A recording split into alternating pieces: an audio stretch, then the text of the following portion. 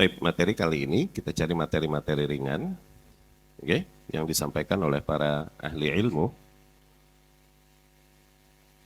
materi-materi yang berkaitan dengan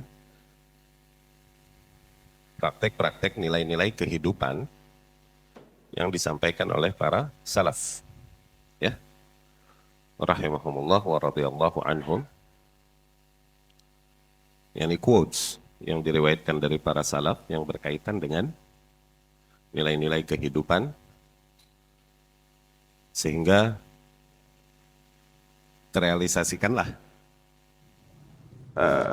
konsep kita bahwa kita adalah kaum yang beragama dan menjalani kehidupan berdasarkan tuntunan yang datang dari para salafus saleh.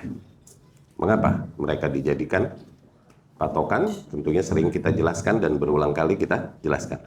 Ya, selain dari apa yang disampaikan oleh Allah Subhanahu wa taala di dalam kitabnya tentang mereka, selain apa yang disampaikan juga oleh Rasulullah sallallahu alaihi wasallam tentang mereka. Oke. Adalah dikarenakan mereka telah memahami kitabullah dan sunnah Rasulullah sallallahu alaihi wasallam sesuai dengan maksudnya yang hak. Dan mereka merangkumkannya untuk kita. Sehingga akhirnya quotes-quotes yang datang dari mereka adalah telah merupakan intisari dari nilai-nilai yang hakikatnya datangnya dari kitabullah dan sunnah Rasul sallallahu alaihi wasallam. Nah, dari situlah untuk seorang muslim secara umum, terutama para penuntut ilmu secara khusus, didoronglah mereka, yakni layaklah, bahkan dianjurkan, sangat dianjurkan mereka untuk membaca apa yang diriwayatkan dari athar para salaf rahimahumullah, ya. Nah, kali ini ada beberapa riwayat yang disampaikan yang datang dari salaf dan kemudian diberikan penjelasan oleh Syekh Saleh Al-Syekh hafizahullah, ya. Ini merupakan tafrigh dari muhadharah, di antara muhadharah-muhadharahnya yang berjudul Min Ma'in Aqwalis Salaf, dari mata air kata mutiara para salaf. Demikianlah kira-kira kalau mau dipaksain terjemahannya ke bahasa kita, ya. Ala kulli hal, kita mulai. Bismillah. Syekh hafizahullah berkata, Bismillahirrahmanirrahim, Alhamdulillahi Rabbil Alamin, Atamman ni'mah wa manna 'ala al-ummah bi bi'tsat Muhammad sallallahu alaihi wasallam. Allah telah menyempurnakan nikmatnya ke atas umat ini dengan diutusnya Muhammad sallallahu alaihi wasallam. Ya. Kemudian Syekh seperti biasa membuka muhadharahnya dengan hamdalah dan bersalawat ke atas Rasulullah sallallahu alaihi wasallam, ke atas keluarganya dan para sahabatnya. Amma ba'du, As'alullah jalla wa ala an yaj'alani wa iyyakum mimman idza u'tiya syakar. Aku memohon kepada Allah, semoga Allah menjadikanku dan kalian termasuk orang-orang yang apabila diberi maka ia bersyukur. Wa idza butuliya sabar, dan apabila ditimpakan ke atasnya musibah maka ia bersabar. Wa idza aznaba astaghfar, dan apabila ia berdosa ia segera beristighfar, ya. Itu hakikatnya adalah apa yang disampaikan oleh Al-Imam Ibnul Qayyim Al-Jauziyah rahimahullah, ada di Qawaid Arba'ah dan lain-lain itu, ya. Unwanus sa'adah, yang dibilang tonggak kebahagiaan, unsur kebahagiaan itu 3 pada diri seorang hamba. Idza u'tiya syakar, wa idza butuliya sabar, wa idza adnaba astaghfar. Ketika seorang hamba memiliki 3 kesadaran ini ada pada seorang hamba, maka insya Allah dia orang yang sa'id, dia orang yang berbahagia, dia orang yang beruntung. Dia memiliki 3 kesadaran ini. Kesadaran itu adalah senantiasa bersyukur ketika mendapatkan nikmat, ya. Nah, Allah mengarahkan kita untuk senantiasa memohon kepada Allah taufik untuk senantiasa bersyukur. Allah ajarkan doanya di dalam Al-Quran, Rabbi auzi'ni an ashkur.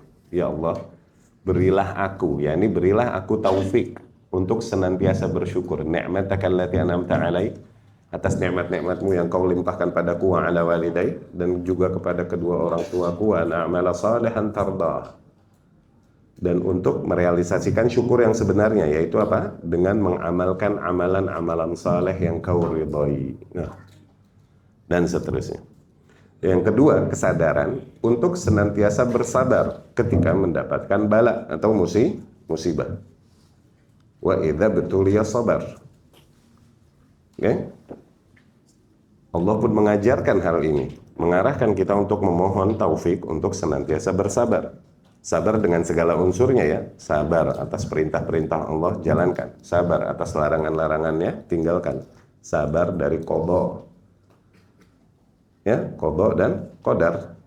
Kalaupun nggak sesuai dengan selera kita, sabar, terima. Allah ajarkan ini juga di dalam firman ya, agar kita memohon taufik untuk sabar demikian. Ya, Rabbana afrigh alaina sabran. Ya Allah, afrigh alaina yakni penuhilah diri kami dengan kesabaran. Wa tsabbit aqdamana, dan teguhkanlah kaki kami, yakni berilah kami sabat. Wansurna 'alal qaumil kafirin, dan tolonglah kami menghadapi orang-orang yang kafir. Yang ketiga adalah wa idza adznaba astaghfar, dan apabila dia berdosa, dia senantiasa beristighfar. Yani hakikatnya dosa dan kesalahan adalah sesuatu yang fitrah pada manusia. Okay? Jadi tidak bisa kita bandingkan seseorang lebih mulia dibanding yang lain karena dia nggak berdosa, yang satu berdosa. Nggak mungkin, karena semua manusia berdosa. Namun yang menjadikan seseorang lebih mulia dibanding yang lain bukan karena dia nggak berdosanya, tapi dia senantiasa mengulang-ulang istighfar dan taubatnya. Tuh. Wa idza adznaba astaghfar, dan apabila dia berdosa, dia beristighfar. Yani segera ia treatment dosa yang telah dia lakukan dengan beristighfar kepada Allah Subhanahu wa ta'ala dengan segala bentuknya, menyebutkan astagfirullahaladzim, astagfirullah wa atubu ilaih harian yang 100 kali, ya kan? Atau dengan mendirikan sholat 2 rakaat langsung, ya kan, sunnah mutlak. Sebagian mengatakan itu sholat sunnah istighfar, sebagian bilang itu sunnah mutlak, gitu. Rasul berkata sallallahu alaihi wasallam yang maknanya, ma min abdin, tidaklah seorang hamba, adnaba dzamban, dia berbuat sebuah dosa, kemudian yuhsin at-tuhur, dia sempurnakan bersucinya, fayaqum fayusalli rakaatain, kemudian dia berdiri, dia lakukan sholat 2 rakaat, thumma yastaghfirillah, di situ dia memohon ampun pada Allah, illa ghafarallahu lahu, kecuali pasti Allah ampuni baginya. Ya. Jadi 3 kesadaran ini hal yang umumnya manusia atau muslim mengetahuinya. Kalau yang namanya diberi nikmat harus bersyukur, yang namanya diuji harus bersabar, yang namanya dosa harus beristighfar. Umumnya manusia tahu nggak? Umumnya manusia. Cuman apakah semua manusia memiliki kesadaran untuk melaksanakan, menerapkan nilai-nilai tersebut ketika mendapatkan 3 hal ini? Wallahu a'lam. Ya. Nah, demikian yang disampaikan Syekh Hafizahullah. Kama as'aluhu fi hadha syahr al-karim ayyamunna alaina wa ala walidina wa ala man lahu haq alaina bil maghfirah. Semoga kemudian juga sebagaimana kita memohonkan kepada Allah di bulan yang mulia ini, semoga Allah limpahkan ke atas kita dan ke atas kedua orang tua kita dan kepada siapapun yang memiliki hak ke atas kita dengan ampunan-ampunan dan rahmatnya, wa tajawuz 'anil atham, dan dengan dihapuskannya dosa-dosanya, wal qabul, dan diterimanya liqalil salihat, dari amalan-amalan saleh sekecil apapun, innahu subhanahu jawadun karim. Ya.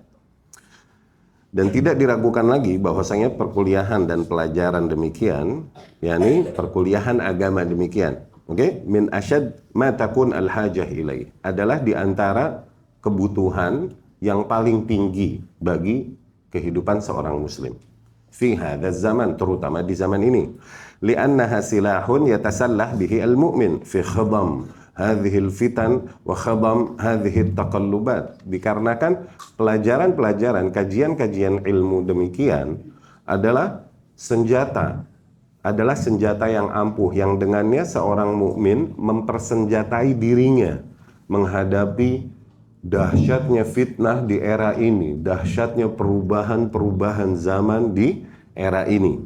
Ya.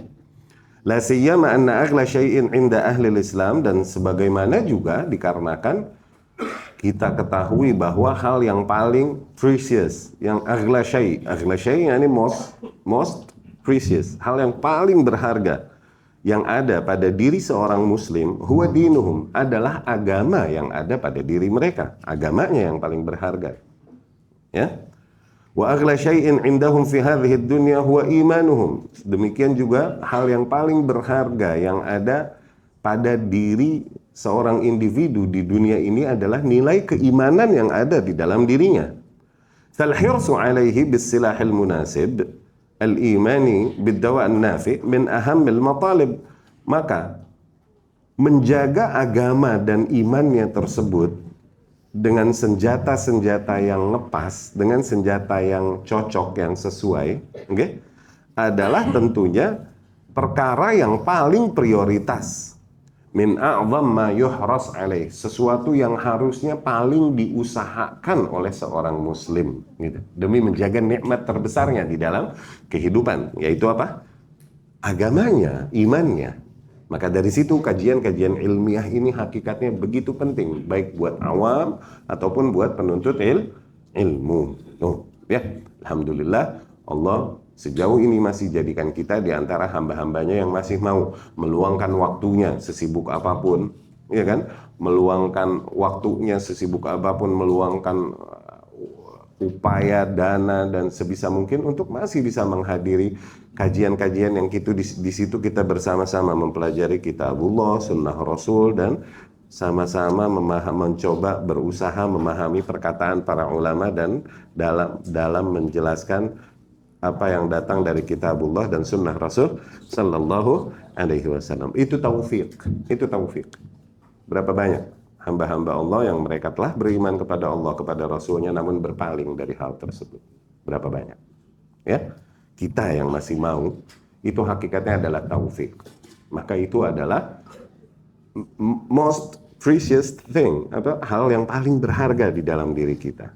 Itu hal yang harus paling kita usahakan untuk menjaganya. Maka begitu dong, ya nggak?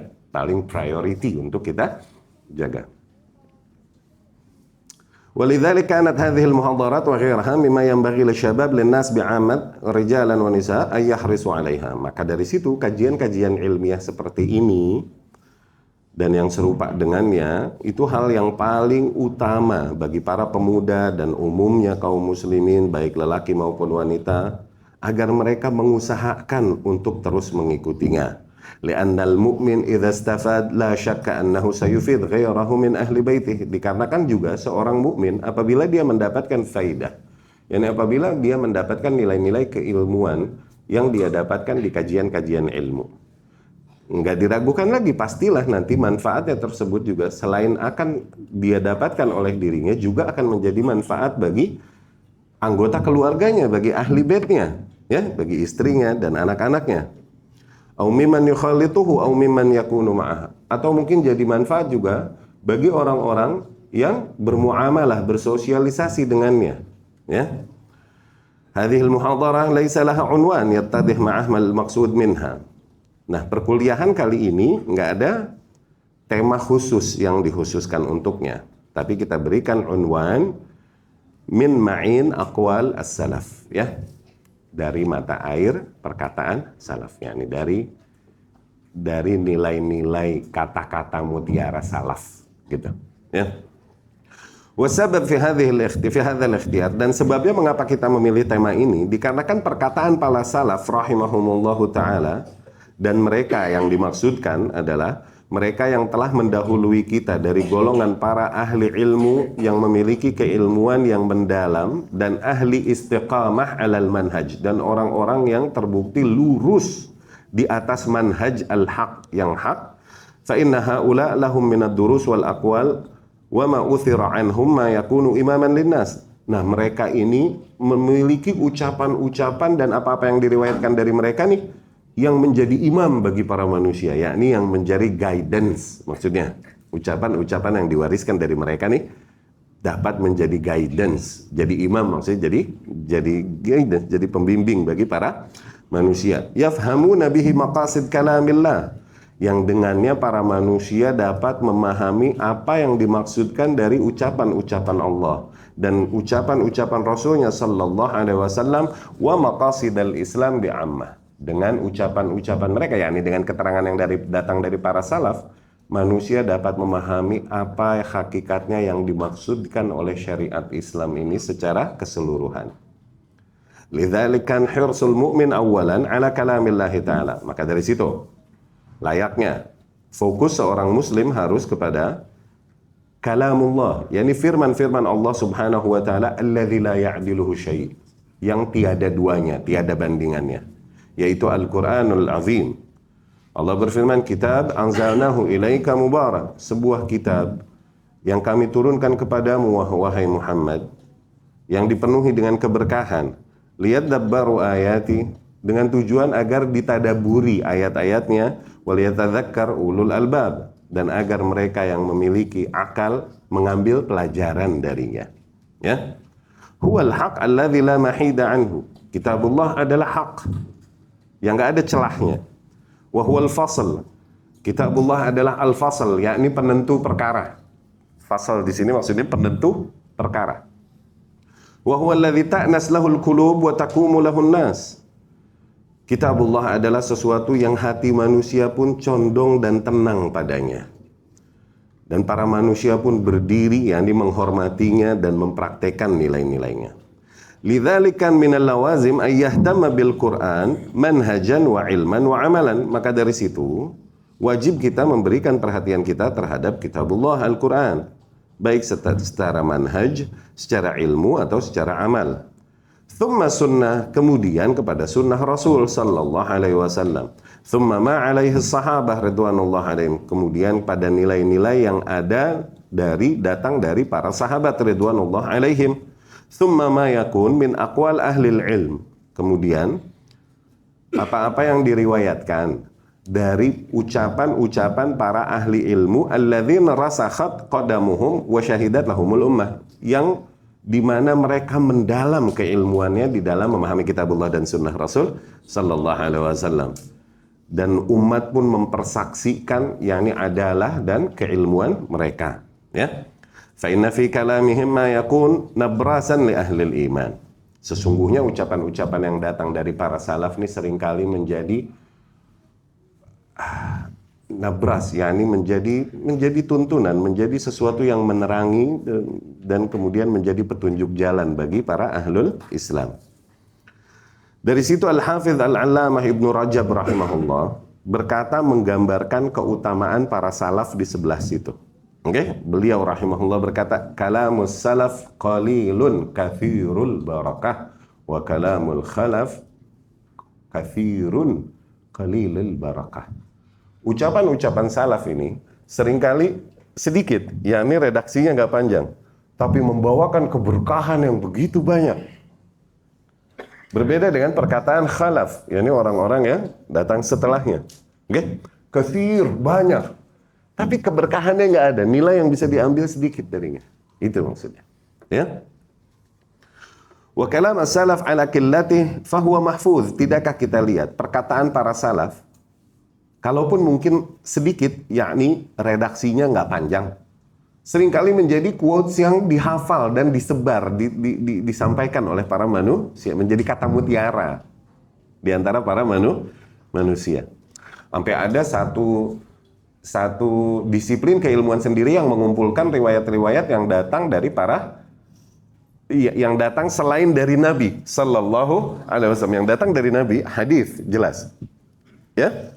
Hadis idza utliq yakni al-marfu'. Hadis ketika dimutlakkan, yakni dibilang hadis begitu doang, maka dimaksudkan hadis adalah hadis marfu'. Hadis yakni hadis yang riwayatnya sampai kepada Rasulullah sallallahu alaihi wasallam. Yakni kabar ini datangnya dari Rasulullah sallallahu alaihi wasallam. Tapi ketika datang dari selain Rasulullah sallallahu alaihi wasallam, dari sahabat, tabi'in, tabi'ut tabi'in, atau dari para imam, oke, secara umum dibilangnya athar. Athar. Athar secara bahasa artinya jejak-jejak tuh di tanah tuh, kalau kita lihat itu athar. Tapi athar di dalam istilah ini, di dalam terminologi ini, artinya adalah apa yang diriwayatkan dari selain Rasulullah sallallahu alaihi wasallam secara istilah. Kalaupun secara lughah, athar termasuk mencakup apa yang datang dari Rasulullah Sallallahu Alaihi Wasallam. Tapi athar seringkali disebut ini yang diriwayatkan dari selain Rasulullah Sallallahu Alaihi Wasallam. Perkataan sahabat, tabiin, tabiut tabiin, para imam dan lain-lain. Oke? Nah, ada bahkan para ulama menyusun kitab-kitab tersendiri, kitab-kitab khusus. Untuk apa? Untuk mengumpulkan perkataan para salaf. Kita kenal namanya musannafat biasanya. Musannaf Ibnu Abi Syaibah. Benar dengar? Musannaf Abdul Razak. Musannaf itu kalau kata hadis itu buku-buku hadis gitu. Cuman ini khusus untuk perkataan dari selain Rasul sallallahu alaihi wasallam, termasuk yang dari Musnad Imam Ahmad itu rahimahullah. Afwan, kalau Musnad nih hadis Rasul sallallahu alaihi wasallam, cuman diaturnya per para sahabat yang meriwayatkannya. Ya. Itu diberikan perhatian oleh para ulama dari zaman ke zaman, ucapan-ucapan yang diriwayatkan dari mereka.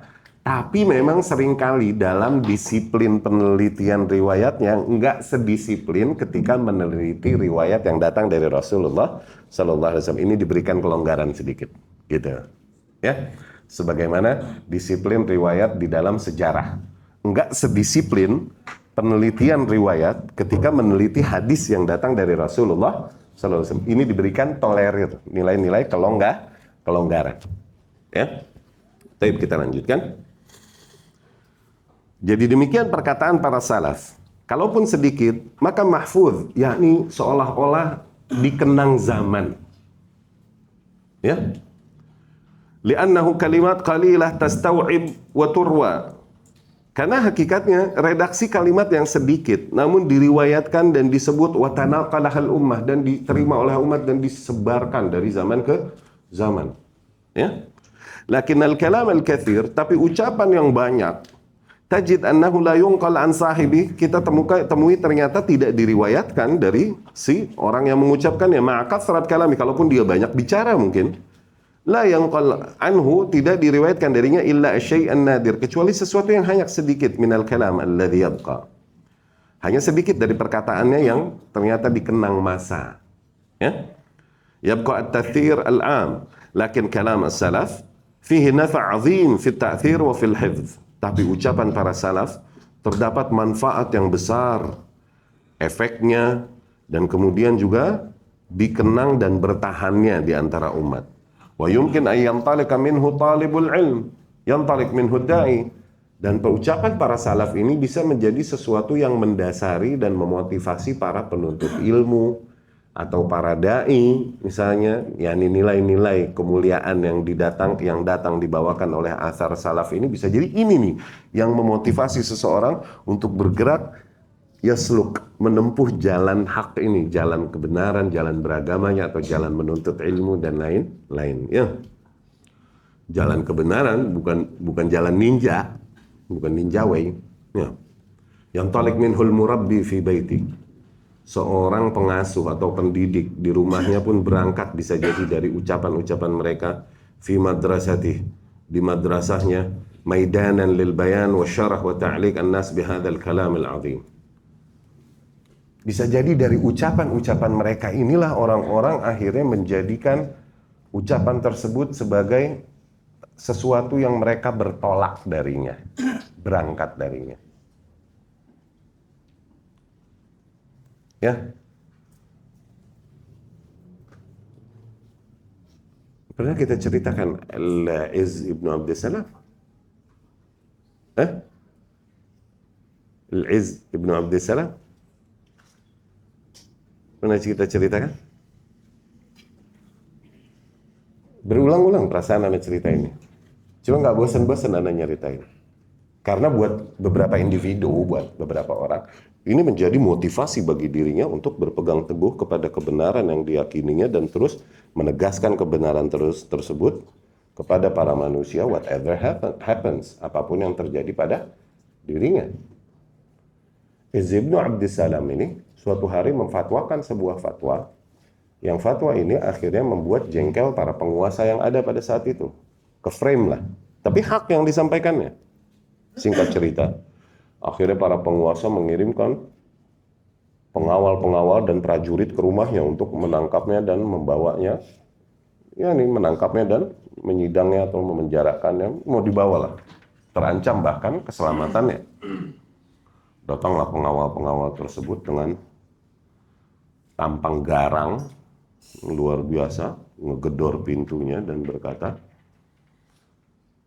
keluarlah anaknya Izz ini yang nongol. Al-Imam Izz bin Abdus Salam. Akhirnya dari sini jadi julukannya Sultanul Ulama, sultannya para ulama. Dia keluar, dia menghadapi ini anaknya Izz bin Abdus Salam. Dia menghadapi pengawal-pengawal itu dan berkata, "Aina abu? Mana ayahmu?" Ditanya begitu dia. "Ada di dalam. Suruh ke sini." Gitu. Akhirnya dia lari menghampiri ayahnya di dalam. Dan dia berkata kepada ayahnya, "Ya abati, wahai ayahku, di luar ada pengawal dengan pedang terhunus." Pedangnya udah terhunus tuh, udah dicabut dari sarungnya. Dia mencarimu, bla bla bla bla bla bla. Tampangnya kaita wa kaita, demikian. Tampangnya begini, garang ini. Segeralah kau lari, selamatkan nyawamu. Oke? Namun Izz memberikan sebuah jawaban, yang jawaban ini yang akhirnya dikenang.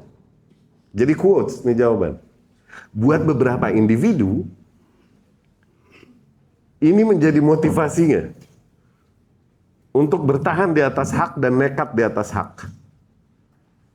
Jawaban Izz bin Abdus Salam rahimahullah, "Waihak, inna abak ahqar min an yuqtal fi sabilillah."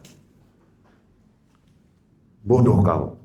Ayahmu ini terlalu hina untuk terbunuh di jalan Allah. Tuh, jawaban dia cuma segitu.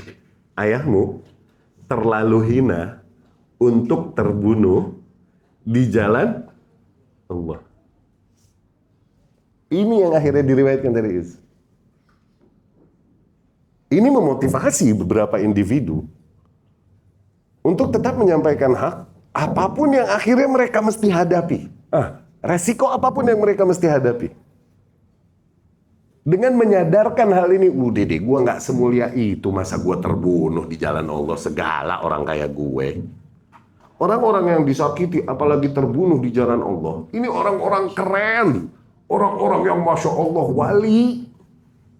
Kita segala kayak gimana sih Kang Mancing? Sikat. Dapat. Ucapan yang selewat begitu doang, seceplos begitu doang. Cuman kemudian diriwayatkan dengan tinta emas dari zaman itu. Inna abak ahqar min an yuqtal fi sabilillah. Ayahmu ini terlalu hina untuk terbunuh di jalan Allah. Ya, yakni mereka yang disakiti dan terbunuh di jalan Allah ini orang-orang keren, orang-orang mulia. Lalu apa yang mesti kita takutkan? Untuk menyampaikan hak yang seharusnya, kalaupun kita mesti melawan mainstream yang ada di masyarakat kita. Diapain sih? Dicubit kali sama ahli bid'ah? Kagak, Jal. Dicubit deh sama ahli bid'ah? Kagak. Paling dibacotin di medsos. Bacot. Ntar juga lewat. Hitung-hitung ngapusin dosa. Iya kan?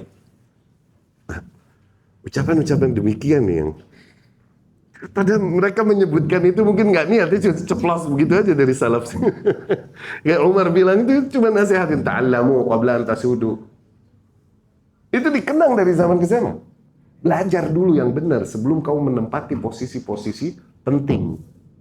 Ta'allamu qabla an tasudu. Cuma seentengnya memang. Ta'allamu qabla an tasudu. Belajar dulu yang benar sebelum kau jadi sayyid, yakni sebelum jadi pemuka. Dikenang dari zaman ke zaman tuh ucapan. Padahal mereka mengucapinnya sah begitu dong. Cuma karena keberkahan mereka. Ya. Itu maksudnya. Bisa jadi yang talik minhu, yakni ucapan-ucapan yang datang dari mereka ini sesuatu yang seorang muslim berangkat darinya, maknanya termotivasi darinya. Akhirnya dia menempuh jalan-jalan hak yang dia tempuh di dalam kehidupannya. Ya. Dan kemudian Syekh Hafizahullah berkata, dari situ minal muhim, termasuk perkara yang penting agar kita memberikan perhatian, okay?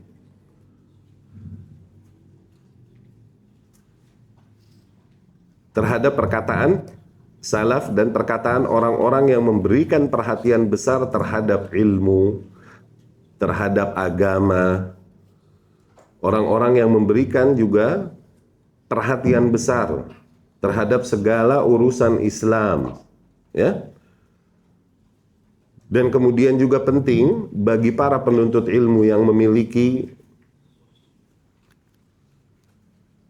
kehendak besar untuk mengikuti nilai-nilai yang datangnya dari para salafus saleh, ya, untuk memahami, menguasai, mengetahui dan mengamalkan nilai-nilai yang datang dari mereka.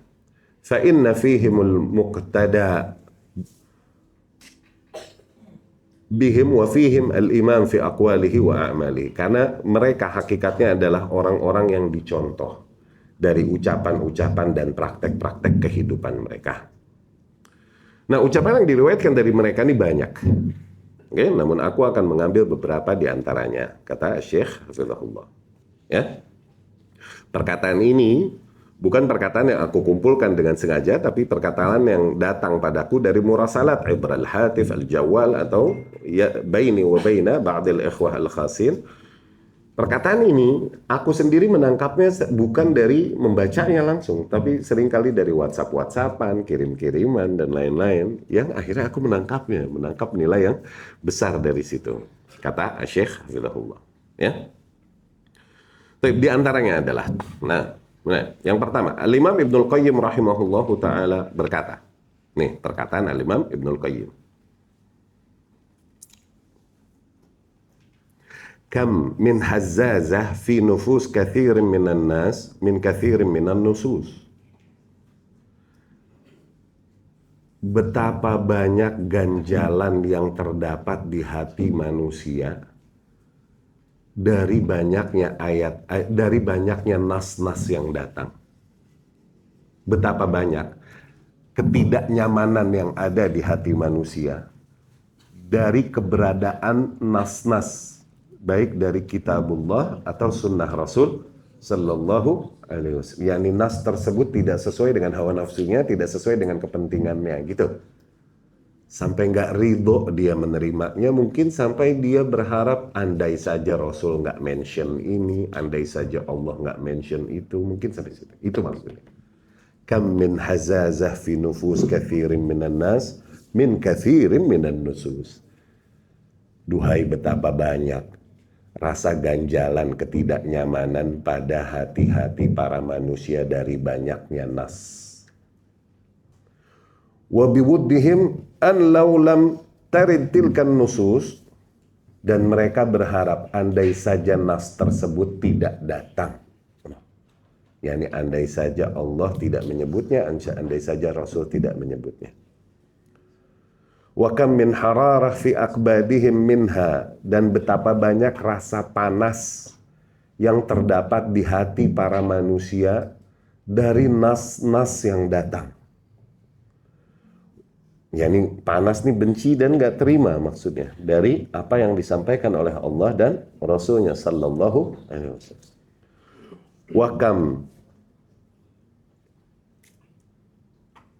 Wa kam man syujiya fi huluqihim minha, dan betapa banyak orang yang akhirnya tersedak, okay, di kerongkongan mereka. Mereka mendapatkan rasa panas di kerongkongannya disebabkan nas-nas tertentu, disebabkan beberapa ayat atau beberapa hadis yang datang dan sahih. Apa maksud ungkapan Ibnul Qayyim ini rahimahullah? Maksud ungkapannya adalah betapa para manusia begitu mengedepankan hawa nafsu mereka. Sampai-sampai ketika ada dan benar-benar mengebelakangkan nilai-nilai yang datang dibawakan nas-nas kitabullah dan sunnah Rasul Sallallahu Alaihi Wasallam.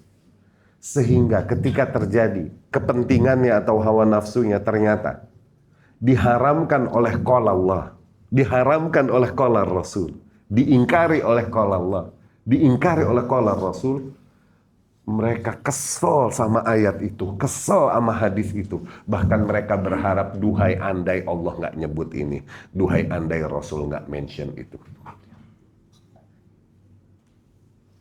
Ya, ma'adzallah, ma'adzallah.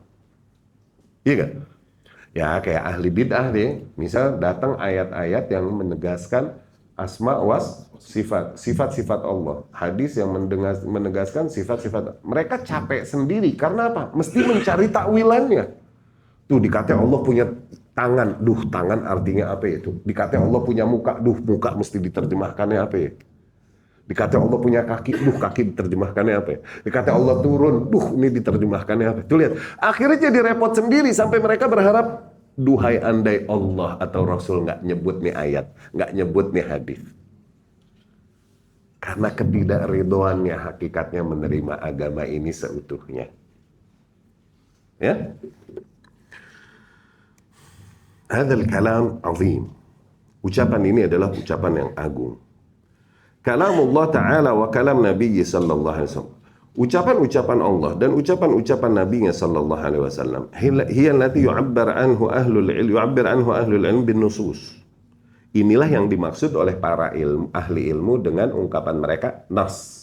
Ya, nas. Bukan nas secara umum atau bukan nas secara terminologi umum gitu yang artinya nas adalah redaksi secara umum, bukan. Tapi ketika dimaksud nas oleh para ulama, ini maksudnya adalah ucapan Allah dan ucapan Rasul sallallahu alaihi wasallam. Ya.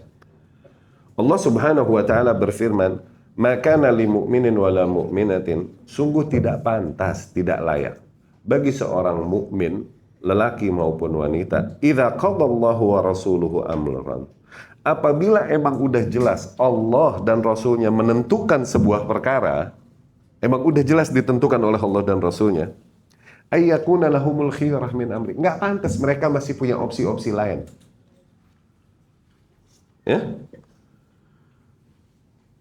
itu jelas di surat Al-Ahzab ayat 36. Wa awamirullah, awamir Rasulih sallallahu alaihi wasallam, awil khabar alladhi ja'a fil Quran. Demikian perintah-perintah dan nilai-nilai yang datang dari Allah dan Rasulnya sallallahu alaihi wasallam. Atau kabar-kabar yang datang di dalam Al-Quran atau di dalam sunnah Rasul sallallahu alaihi wasallam. Yang wajib atas kita menghadapi dan menyikapi kabar-kabar tersebut adalah langsung at-taslim, langsung menerima. Udah terlepas dari sesuai atau enggak dengan kepentingan kita. Ya, al-iman biha wa taslim. Wajib kita langsung menerima dan mengimaninya. Wa i'tiqad muqtadaha, kita wajib langsung meyakini kandungan nilai-nilai yang terkandung di dalamnya. Wa fil awamir wan nawahi, demikian di dalam perintah-perintah dan larangan-larangan. Rasul berkata, "Idza amartukum bi amrin fa'tu minhu mastata'tum." Apabila aku perintahkan kalian dengan sebuah perintah, maka lakukanlah semampu kalian. Wa idza nahaitukum an syai', dan apabila aku larang kalian dari sesuatu, fajtanibuh, maka jauhilah hal tersebut. Ya. Fa idzan hadhihi nusus, maka hakikatnya, layaknya atau idealnya, harusnya nih, nas-nas demikian, hiya hayatul muslim, harusnya itulah yang menjadi kehidupan seorang muslim. Ya'khudha wa ya'mal biha, itulah yang harusnya menjadi nilai-nilai yang ia mengambil dan realisasikan di dalam kehidupan. Ibnu Qayyim rahimahullah di sini, dia mencoba memberikan gambaran kondisi banyaknya manusia di dalam umat ini, umat Islam. Beliau rahimahullah bukan lagi ngomongin kafir loh. Tadi tuh ungkapannya tadi, dia nggak lagi ngomongin kafir. Dia lagi ngomongin muslim yang lidahnya masyahadat, badannya mensolat. Ya. Mimman allafu aw mimman lahum sya'an. Qal kam min hazzazah fi nufus kathirin minan nas min kathirin minan nusus. Dia berkata menggambarkan kondisi kebanyakan kaum muslimin, betapa banyak rasa panas, rasa jengkel di hati kebanyakan para manusia, yakni kaum muslimin, dari banyaknya nas-nas yang datang. Ya. Limada, kenapa begitu tuh? Hal haqqullah jalla wa ala wa haqqu rasulih sallallahu alaihi wasallam ayyakuna fil qalb hazazah minan nas syar'i. Apakah hak Allah dan hak Rasulnya sallallahu alaihi wasallam untuk kita jengkelin dari apa yang mereka ucapkan, untuk kita sebelin, untuk kita ingkari? Apakah itu hak Allah dan Rasulnya sallallahu alaihi wasallam? Hadza amrun azim. Ini hakikatnya perkara yang besar, kekurangan ajaran yang besar. Lakin huna la budda min mu'alajat as-sabab. Nah, di kasus inilah kita mesti treatment sebabnya. Kita mesti mu'alajat, yakni treatment, ngetreat, menterapi, mengobati sebabnya. Lianna hadza amr azim, dikarenakan sekali lagi ini adalah perkara yang sangat besar.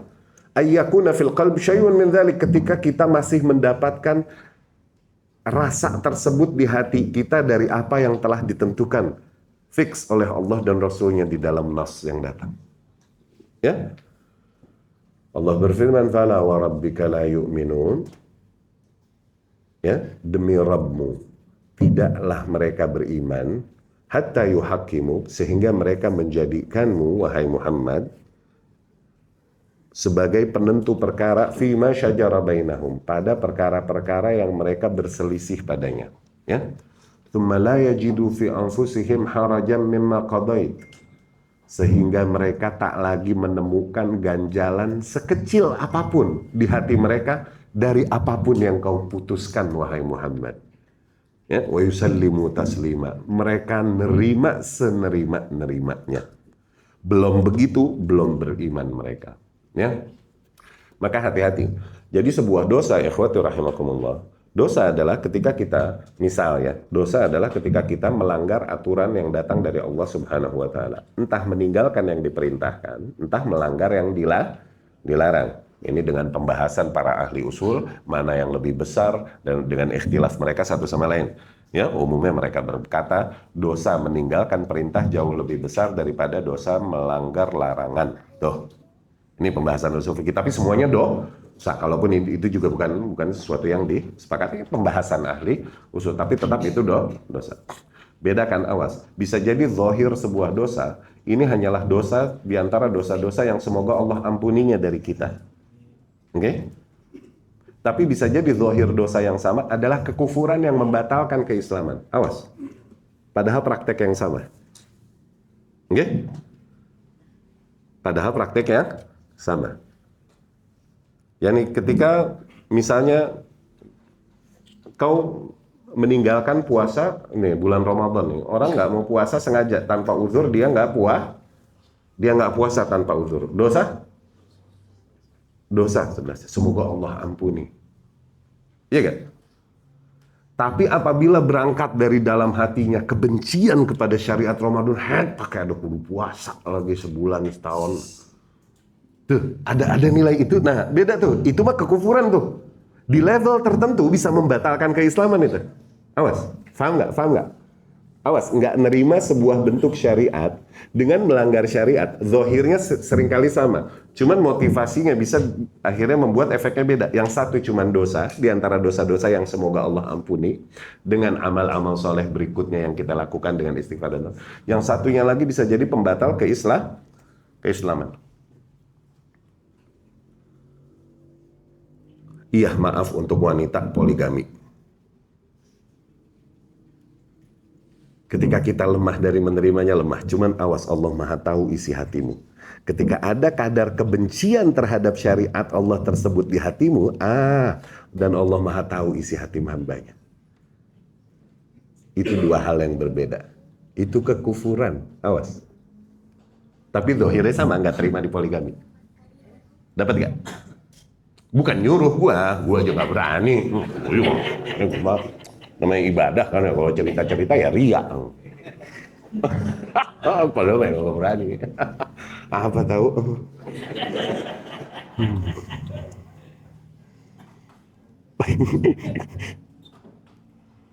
Al-yawm fi a'zamil masail at-tauhid wal aqidah. Lihat daerah ini.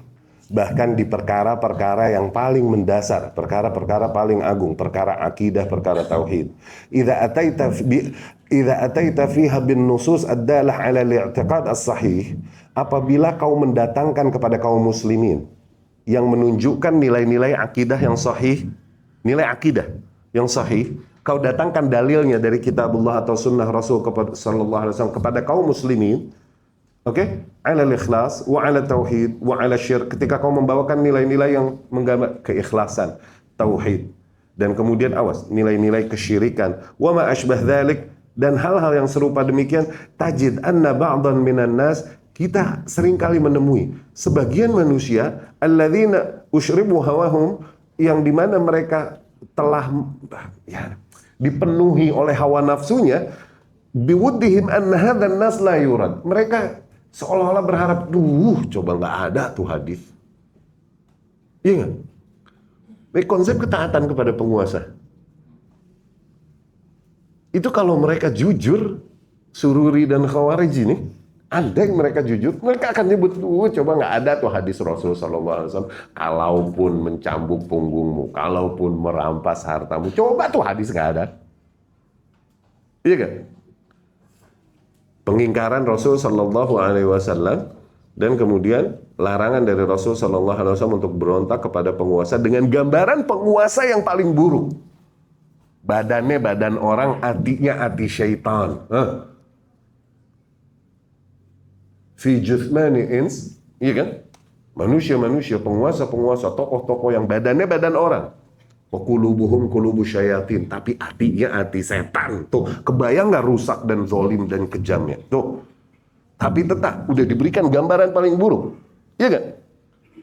Tetap kalaupun merampas hartamu, kalaupun mencambuk punggungmu, tetap isma' wati', dengar dan tetap taati. Kalau mereka mau jujur, mereka sangat berharap itu, duhai andai Rasul tidak menyebut hadis gitu. Tuh, sampai level begitu. Kenapa? Nggak sesuai sama hawa nafsu mereka. Nggak sesuai sama kepentingan mereka. Ya? Atau perkara-perkara yang masuk merupakan nilai-nilai tauhid, nilai-nilai akidah, nilai-nilai keikhlasan, atau nilai-nilai kesyirikan. Tuh, ketika kita sampaikan dan kita ingkari kesyirikan yang terjadi, mereka yang terbiasa beragama dengan praktek-praktek atau dengan ritual-ritual yang hakikatnya itu adalah kesyirikan, itu sensitif buat mereka. Mereka menolak hal tersebut, bahkan berharap mungkin andai Allah atau Rasulnya tidak menyebutkan nas-nas tersebut.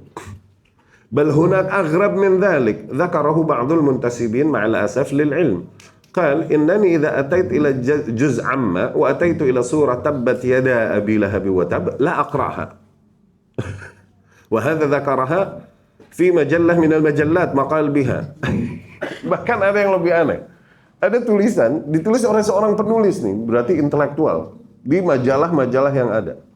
Dia berkata tentang dirinya nih penulis, aku kalau baca juz amma terus sampai surat tabbat yada abi lahab wa tab, oke, aku lewatin.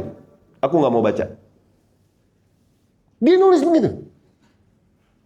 Kenapa? Nggak enak masih amiknya Rasul.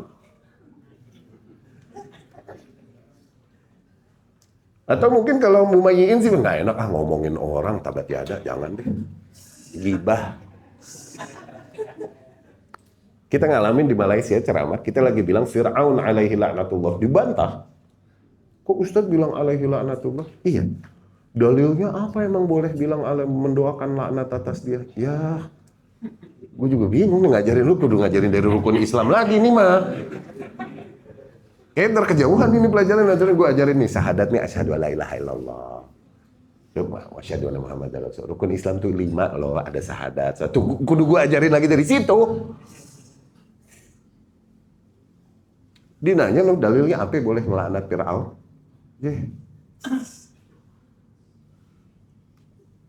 Sekedar itu, sejauh itu manusia dari nilai-nilai agama. Yang dia kira apa yang berkesesuaian dengan hawa nafsu dan seleranya dan pertimbangan akalnya, itulah yang dia jadikan agama buat dia. Adapun yang emang hak datang dari agama, Ketika nggak sesuai sama hawa nafsunya, ini akan dia bantah. Ya? Baca tabat yada abilah habi watab dilewat no jauh katanya. La akroha, aku nggak mau baca katanya. Hada minasya'an al-azim. Hada bisabab bala' azim. Yusabbib bala'an aziman fi i'tiqad al-mar. Ini menyebabkan bala yang besar di akidah seorang hamba, di dalam akidahnya, di dalam hubungannya dengan dia, antara dia dengan Allah Subhanahu wa taala. An-nas ja'a liyuttaba. Hakikatnya nas ini datang untuk diikuti. Al-hujjah 'alal ibad fil Qur'an wa fi sunnah kalamullah.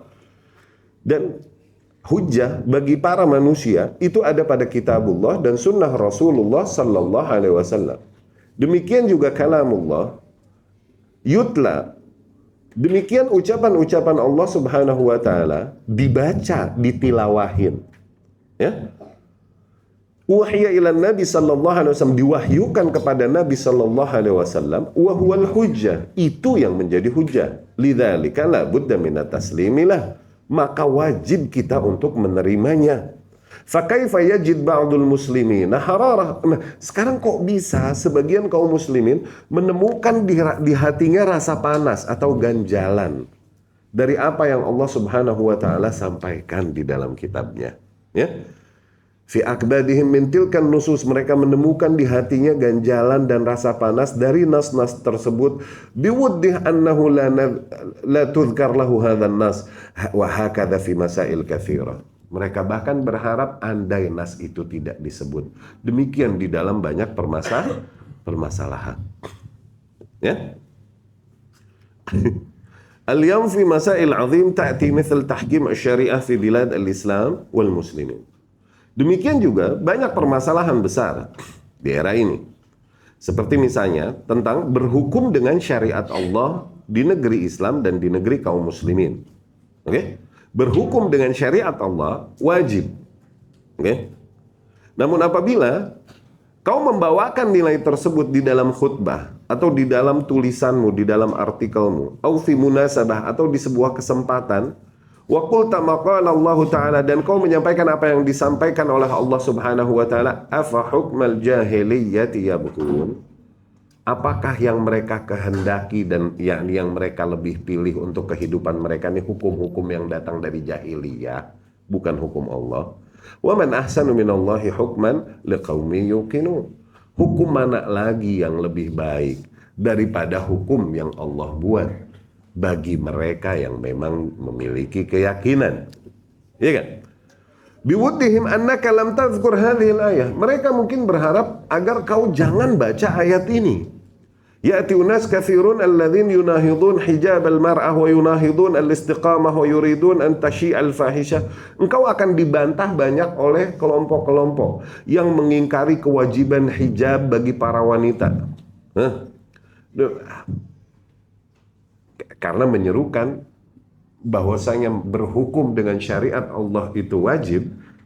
Awas, berhukum dengan syariat Allah itu wajib bukan hanya berbicara masalah hukum negara, awas. Tapi menerapkan semua bentuk syariat Allah di dalam kehidupan. Okay? Ini juga diantara hal-hal yang kita dengannya membantah para kaum khawarij. Khawarij ini mereka memaksakan hukum syariat tapi dipaksakannya kepada penguasa doang. Tidak kepada rakyat. Kewajiban menerapkan hukum syariat itu kepada semuanya, kepada rakyat dan kepada penguasa. Faham nggak lo? Oke? Kewajiban kepada penguasa demikian kewajiban kepada rakyat. Ketika kau membantah, mengingkari pemerintah, tidak sesuai dengan cara yang diajarkan oleh Rasulullah SAW, maka dengan itu kau berhukum dengan selain hukum Islam. Faham nggak? Hah? Ngerti nggak? Penguasa ketika misalnya mereka tidak berhukum dengan hukum Islam, dikafirin oleh sebagian orang nih, iya kan? Sementara mengkafirkan sembarangan, nggak sesuai dengan konsep mengkafirkan yang seharusnya, dawabit yang mengkafirkan seharusnya, ini juga sesuatu yang bertentangan dengan hukum Allah. Atau mau dibawa ke masalah sepele lagi, buat yang meyakini makan tangan kiri, minum tangan kiri haram, oke? Maka ketika dia makan minum tangan kiri, maka dia sedang tidak berhukum dengan hukum Allah. Nah, lu juga kena kafir kalau gitu di sini dengan kaidah lu. Barang siapa yang tidak berhukum dengan hukum Allah, maka mereka orang kafir. Dapat gak? Dapat gak? Untuk bantah mereka nih. Ini ayat emang ditujukannya buat penguasa doang. Buat lu juga. Lu ngeritik penguasa dengan cara demikian, ini bukan hukum Allah. Cara yang diajarkan oleh Allah melalui Rasulnya, menyampaikan nasihat kepada penguasa dan lain-lain, nggak begini caranya. Dengan itu kau pun berhukum dengan selain hukum Allah. Dengan itu kau mengkafirkan dirimu sendiri. Itu nggak habis-habis orang kang kafirin mah. Ujung-ujungnya keder, dia mau kafirin siapa lagi? Gue juga udah kafir. Keder dia, jalan habis. Makanya di syarah usul i'tiqad Ahlus Sunnah Lalaka'i itu ada dua orang khawarij lagi haji. Haji ini manusia tublek di Mekah, ya kan? Ini udah haji ini berdua nih dia nih, ya kan? Haji berdua, terus yang satu ngomong, "Unas bihadhil kathrah, ma yadkhulul jannah illa ana wa anta." Manusia sebanyak ini nggak masuk surga kecuali aneh sama ente doang. Gitu Jal. Yang satunya nggak terima, Ustazuna bisa aja, begitu. Kayaknya misalnya dikata begitu. Masa begitu katanya. Al-Jannah. Arduhas samawat wal ard. Luasnya antara langit dan bumi nih. Ma yadkhuluha illa ana wa ant. Nggak masuk ke surga kecuali ana sama ente doang. Khudha hiya lak. Lu ambil deh buat lu doang, gua nggak mau. Yang ini nggak mau, nggak terima. Karena habis, orang kang kafir-kafir ini habis ujung-ujungnya. Jadi ada segeng nih, kang kafir-kafir ini ada dia nih. Oke? Ada juga nih penyakit-penyakitnya di Tangerang ada sebagian. Dia ngegeng nih sama gurunya nih. Oke? Kafir-kafir ini ada dia nih. Ya kan? Paling rajin bahas kafir-kafirin orang. Nah nih gurunya, ini bocah-bocah nih yang ngikutinnya. Cuman akhirnya pada rajin deh tuh. Nggak ada ilmu lain, nggak ada dakwah di sisi lain. Nggak, yang dibahas kafirin orang aja. Pendalaman materi dan lain-lain. Nggak ada. Urusan kafirin orang. Urusan ujur bil jahal. Itu mulu yang dibahas. Nggak ada ilmu lain yang diajarin. Oke? Gurunya ketahuan mulai kafir-kafirin. Diadukan kepada pemerintah dan mulai dituntut. Dituntut nih akhirnya, gurunya nih. Kenapa? Mulai kafir-kafirin penguasa. Nih gurunya mau membela diri kan? Gimana caranya? Nyewa pengacara. Akhirnya muridnya bilang, oh nih guru kita udah berhukum dengan hukum tauhid. Guru kita sikat. Tuh, habis juga. Harusnya kau bersabar menerima ketentuan Allah. Jangan menggunakan hukum tauhid untuk melawan hukum tauhid. Wah Allah. Nggak habis-habis tuh orang jauh. Kesian. Ya, alhamdulillah kita dapat hidayah kagak begitu. Iya kan? Seperti tahkim syariah fi biladil Islam wal muslimin. Ketika kita menyampaikan kewajiban berhukum dengan hukum syariat, itu wajib buat segala kalangan, bukan lagi menyerang penguasa doang. Kita lagi mengatakan dengan bahwasanya wajib bagi kaum muslimin berhukum dengan hukum Islam pada dirinya masing-masing wajib, sebatas dengan kemampuan masing-masing, sebisa mungkin. Tinggalkan apa-apa yang Allah haramkan, lakukan apa-apa yang Allah perintahkan. Itu wajib udah. Bukan lagi ngomong nyerang undang-undang, bukan maksudnya nggak diarahkan maknanya ke situ doang, enggak. Ya, undang-undang lain selain undang-undang yang datang syariat adalah undang-undang yang keliru, undang-undang yang datang dari kafir. Ketika tidak datang dari Allah, maka kita masukkan itu kepada hukum jahiliyah, hukum kufar. Iya. Tapi apakah kita maksudkan dengan itu kita menyerang penguasa doang? Enggak, kita lagi menyampaikan kewajiban setiap individu muslim. Bahwa setiap muslim wajib mendirikan syariat pada dirinya masing-masing. Oke? Nah, ketika kita menyampaikan demikian, berarti kan wajib wanita berkerudung, berhijab, dan lain-lain. Maka kau akan diingkari oleh orang-orang yang menyerukan pengingkaran terhadap hijabnya wanita. Tuh.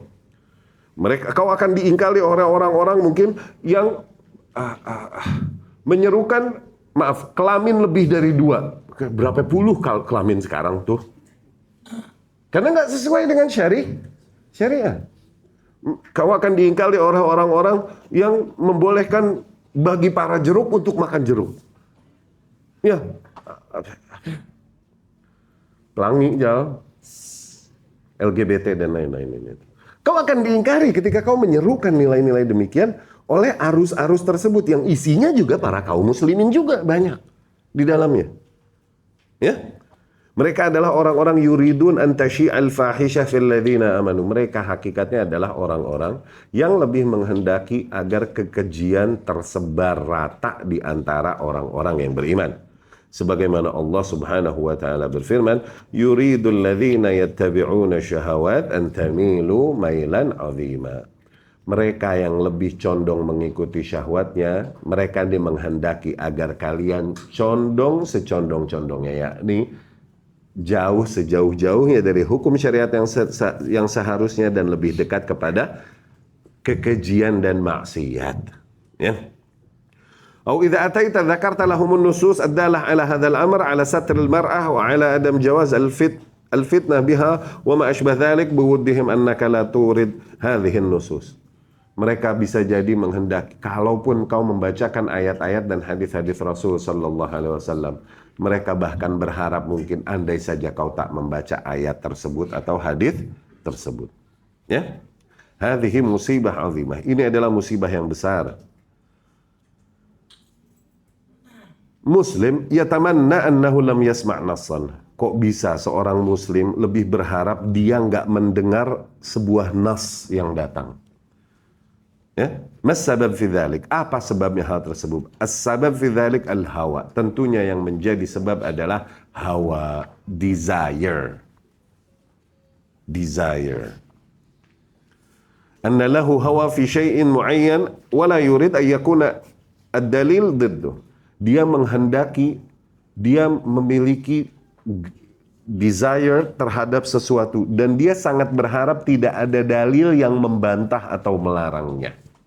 Ya. Al-wajib alla yakun fi nafsil mu'min haraj. Harusnya yang wajib adalah tak ada ganjalan sama sekali di hati seorang mukmin mimma qadallah, dari apa-apa yang telah Allah tentukan atau ditentukan Rasulnya sallallahu alaihi wasallam. Balil wajib ayat tabi'ad dalil. Yang wajib adalah agar ia mengikuti dalil, yaitu ucapan Allah dan ucapan Rasulnya sallallahu alaihi wasallam. Ya, dari situ Allah Subhanahu wa taala berfirman, "Wa in min ummatin illa khala fiha nadhir." Tak ada satu umat pun kecuali pasti terdapat seorang pembawa peringatan di dalamnya. yakni Nabi sallallahu alaihi wasallam nadhir wa huwa sirajul munir. Nabi ada di antara kita dan dialah pembawa peringatan. Dia membawa pelita, yunziruna asya. Dia memperingatkan kita dari banyak hal. Yaftah lana tariq fi nurin wa basirah. Ia membukakan jalan untuk kita di atas cahaya dan basirah.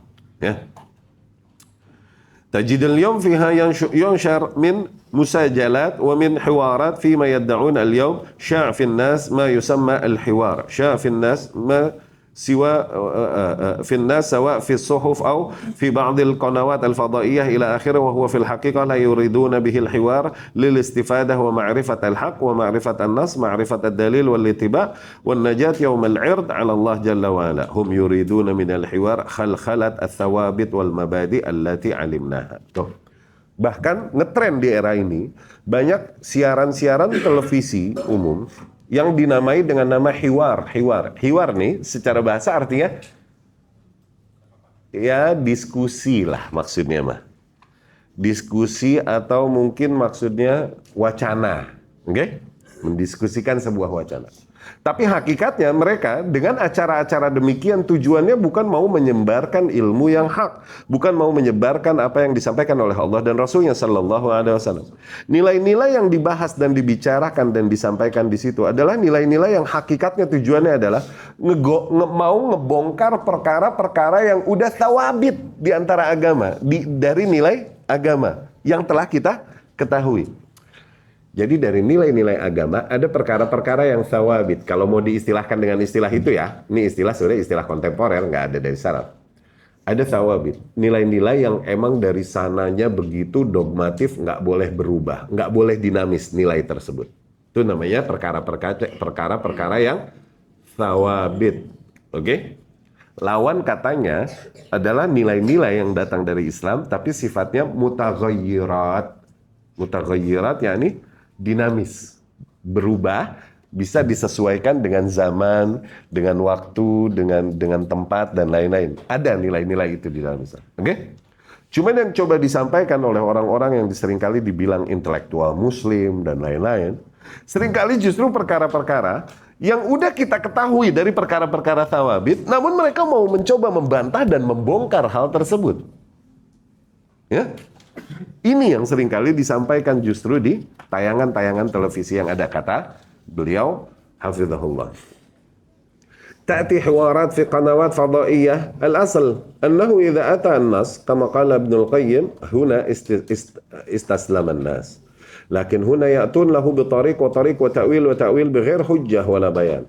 Yang ada mereka di dalam diskusi-diskusi dan wacana yang mereka bawakan itu harusnya kalau didatangkan nas, itu nggak ada pilihan lain kecuali kita tunduk dan patuh kepada nas tersebut. Namun mereka mencoba membawakan celah-celah, ya, jalan-jalan yang membuat manusia berpaling dan mengelak dari nas tersebut tanpa hujah, tanpa bayan. Khasah fima yata'allaq mimma yata'allaq bil ahdaf allati yuridunaha, terutama tentang wacana-wacana yang berkaitan dengan hal-hal yang sesuai dengan kepentingan mereka, ya, dan lain-lain. Ini dari nilai pertama yang disampaikan oleh para salaf, ya. Nilai besar yang kita ambil di situ adalah, awas, lihat, tetap taruh di qala Allah, qala Rasul dan qala salaf ini di tempat pertama untuk kita. Jangan sampai ketika kita lemah menjalankan sebuah bentuk syariat, awas, akui itu kelemahan kita. Jangan sampai akhirnya kita tanpa disadari karena kita lemah menjalankannya kemudian kita membenci nas tersebut atau membenci bentuk syariat tersebut. Jangan. Terima kekalahan kita, terima kekurangan kita dan kelemahan kita, dan tetap ridhoi semua bentuk syariat apapun yang datang dari Allah dan Rasulnya Sallallahu Alaihi Wasallam. Itu raditu billahi rabba wa bil islami dina wa bi Muhammad Sallallahu Alaihi Wasallam. Ya, itu maksudnya, ya.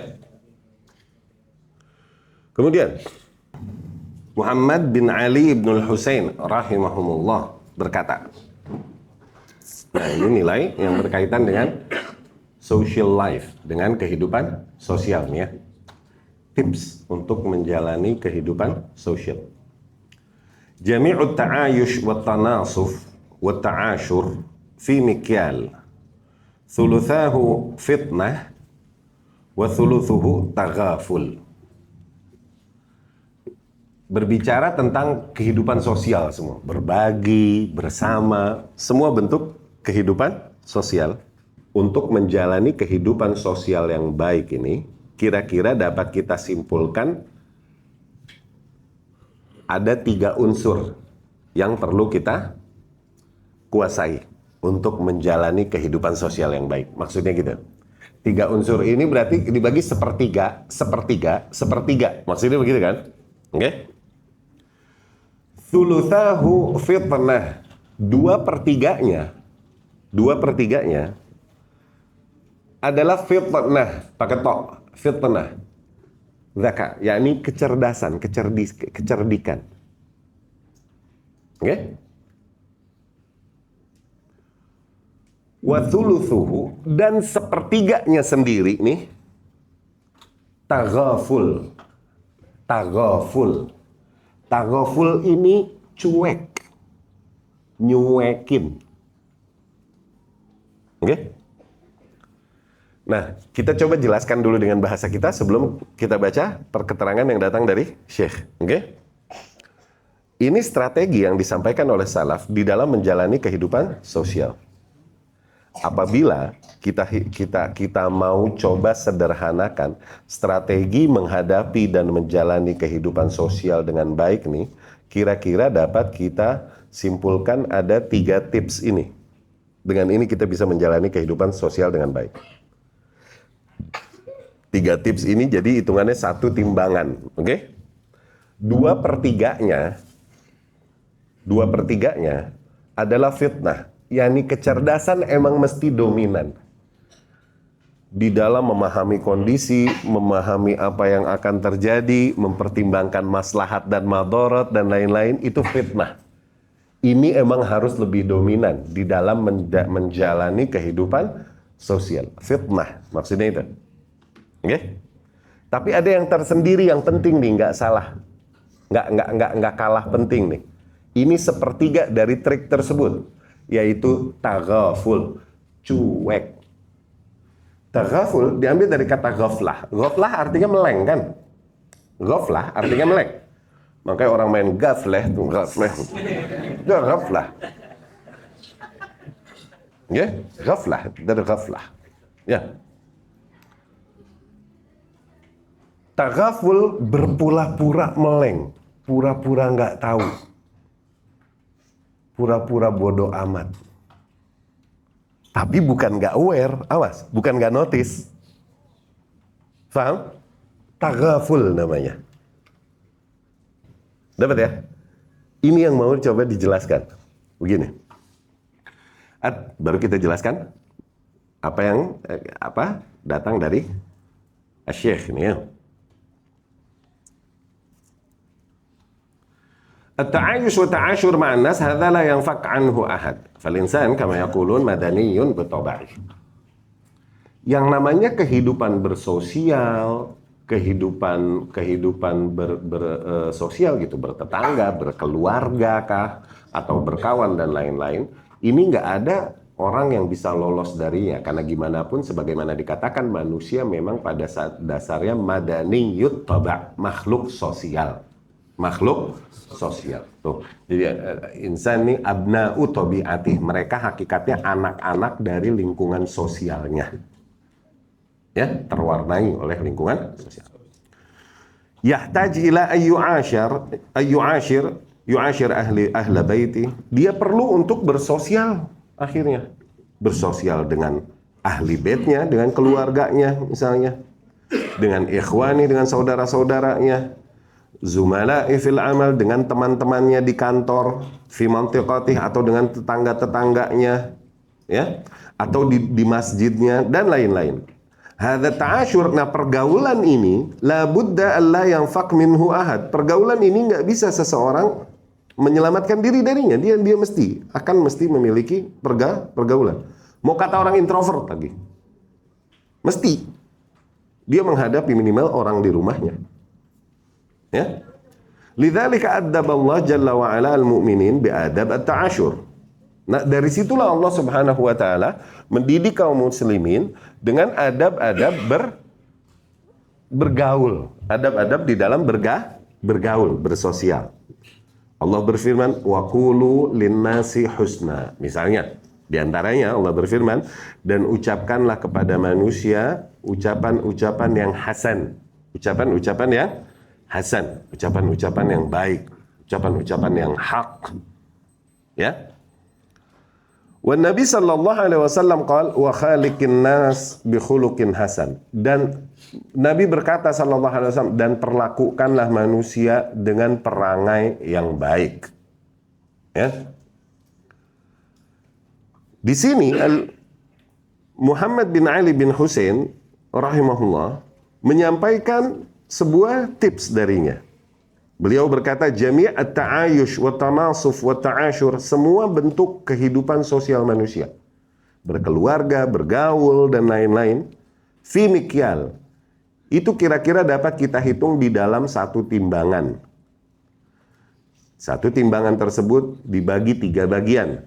Thuluthahu fitnah, 2/3-nya itu ada pada kecerdikan atau ada pada kecerdasan. Okay? Wa thuluthuhu taghaful, dan 1/3 sendiri itu ada pada taghaful, pada cuek. Ya.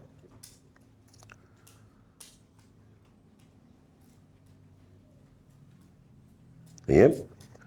Maknanya apa? Yaqul innaka tahtaju fi ta'ashur ma'an nas wa ta'ayush ma'ahum likai takun mukhaliqan lin-nas bi khuluq hasan. Takun ma'ak sifatan hatta tanjah. Hadhihi sifatan thuluth sifah wa thuluthani sifah.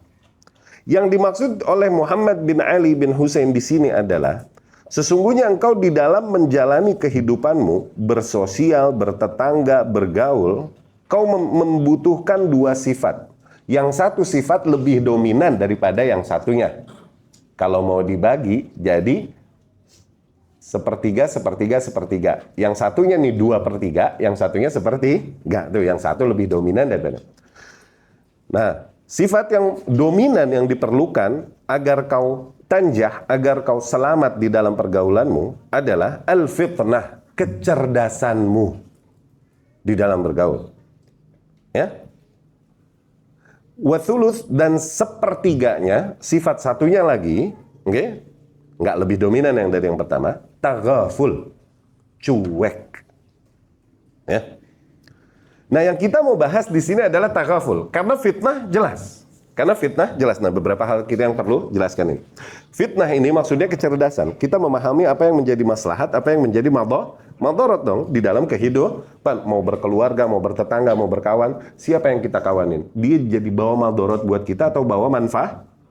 Dia lebih mendekatkan diri kita kepada Allah atau justru semakin menjauhkan? Kalau aku melakukan ini, bergaul dengan dia, efek jangka panjangnya apa? Ini kan hal-hal yang perlu fitnah. Perlu smart orang membacanya. Iya kan?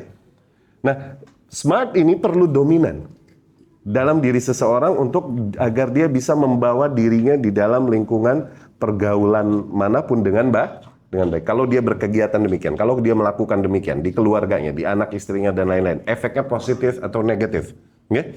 Kegiatan-kegiatan apa yang dia mau terapkan pada istrinya dan anaknya supaya membawa maslahat masa depannya dan kemudian bagi agamanya, bagi dunianya dan lain-lain. Ini kan perlu fitnah kan? Iya kan?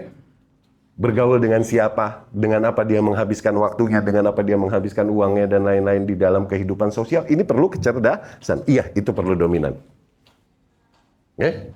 Dan tujuannya agar kita berperangai dengan perangai yang tepat, perangai yang baik. Awas. Perangai yang baik juga ini sesuatu yang seringkali disalahfahami oleh banyaknya kaum muslimin. Perangai yang baik bukanlah perangai yang selalu membahagiakan manusia. Awas, bukan itu. Oke? Bukan perangai yang selalu membahagiakan manusia. Enggak, itu bukan. Perangai akhlak, apabila kau mau tempatkan tentunya, adalah memenuhi hak-hak orang lain, memenuhi tanggung jawab kita, dan tidak merampas apa yang menjadi hak orang lain. Batasannya di situ. Dan tentunya individu, kalau mau dikatakan individu, yang paling utama untuk kita penuhi haknya adalah siapa? Allah dulu, subhanahu wa ta'ala, kalau mau dikatakan individu-individu nih, oke? That, yang paling utama untuk kita penuhi haknya adalah Allah. Kewajiban yang paling utama kita penuhi dulu kepada Allah. Kemudian siapa? Rasul sallallahu alaihi wasallam. Berakhlak yang baik adalah dengan demikian.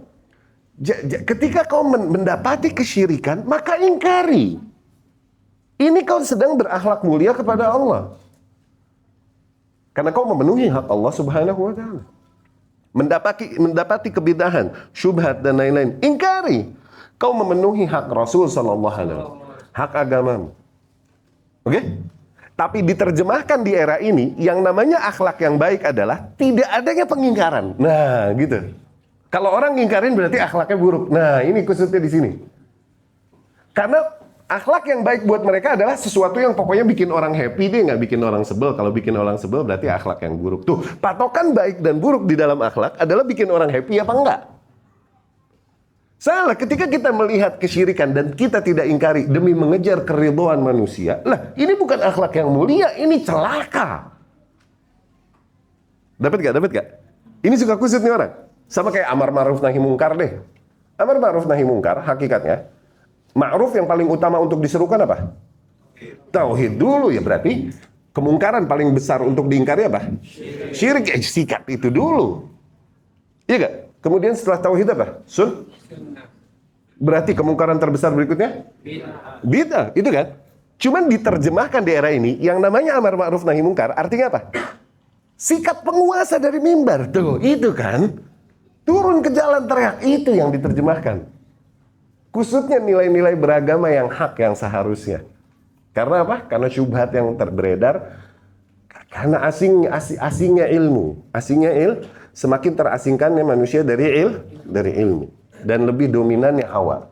Bahkan kepada mereka yang berada di atas ilmu agama seringkali ini terjadi demikian. Sehingga kaum muslimin yang mendirikan hak, memenuhi hak-hak Allah dan Rasulnya sallallahu alaihi wasallam, mendirikan amar ma'ruf dan nahi mungkar. Ya kan, memenuhi hak tauhid, mengingkari kesyirikan, memenuhi hak sunnah, mengingkari kebid'ahan, akan disifati oleh kebanyakan kaum muslimin dengan keburukan akhlak. Kau akan temui mereka menyerang para ahlu sunnah dengan keburukan akhlak. Dan ini terjadi dari zaman ke zaman. Ini terjadi dari zaman ke zaman. Kasus yang kemarin kita bahas tuh, kajian sebelumnya tentang ghibah. Itu juga berbicara tentang itu. Ya. Awas, berperangai yang baik artinya adalah memenuhi kewajiban. Yani, memenuhi kewajibanmu kepada saudaramu. Ketika kau melihat saudaramu di atas kekeliruan, kau ingin dia selamat sebesar kau ingin dirimu. Dari situ ingkari kekeliruannya. Kenapa kau biarkan? Bila itu emang sesuatu yang mencelaka, kan fix nih. Dapat gak? Awas, tempatkan makna amar ma'ruf nahi mungkar. Tempatkan makna ghibah yang kemarin kita bahas. Tempatkan makna akhlak yang mulia. Apakah akhlak yang mulia? Adalah dengan mendiamkan kesyirikan yang terjadi dan terus hanya mendakwahkan hal-hal yang nggak ada benturan dengan umumnya manusia. Hal-hal yang sudahlah menjadi kesepakatan bersama aja. Udah deh, bab dakwah gue di bab-bab yang sifatnya udah dijadi kesepakatan bersama aja deh supaya nggak ada bentrokan antara aku dengan manusia. Apakah itu akhlak yang mulia?